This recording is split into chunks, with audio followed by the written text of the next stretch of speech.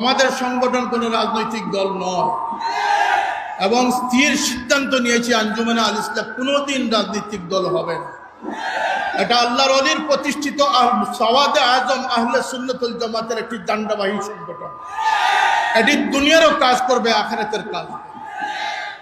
যদি আমরা রাজনীতির ঘোষণা দেই তাহলে সকলের মন মস্তিষ্ক ডাইভার্ট হয়ে যাবে, ইখলাস নষ্ট হয়ে যাবে, আমরা দুনিয়াদারদের মিছিলে শামিল হয়ে যাব। আল্লাহর ওয়াস্তে আমার এই সংগঠনগুলোর নাম নিয়ে কোনো রাজনৈতিক বক্তব্য দেওয়া থেকে বিরত থাকবেন। আমি ব্যক্তি স্বতন্ত্র হয়ে দাঁড়াতে পারি, আমার শাহেদ খান স্বতন্ত্র হয়ে দাঁড়াতে পারে, মৌলানা বেলাল স্বতন্ত্র হয়ে দাঁড়াতে পারে, মৌলানা সিরাজুল ইসলাম ফারুকী স্বতন্ত্র হয়ে দাঁড়াতে পারে। পারলে তাদের সাথে পাল্লা দিয়ে তাদের মোকাবিলা।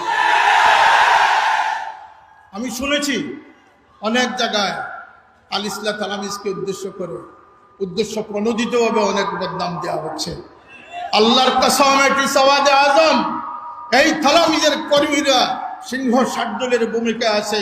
ইনশাল্লাহ যে তরবিয়তে তারা আদর্শবান হয়েছে তাদের প্রাণ দিবে, কিন্তু তারা কোনো বাতিলের সাথে আপোষ করবে না।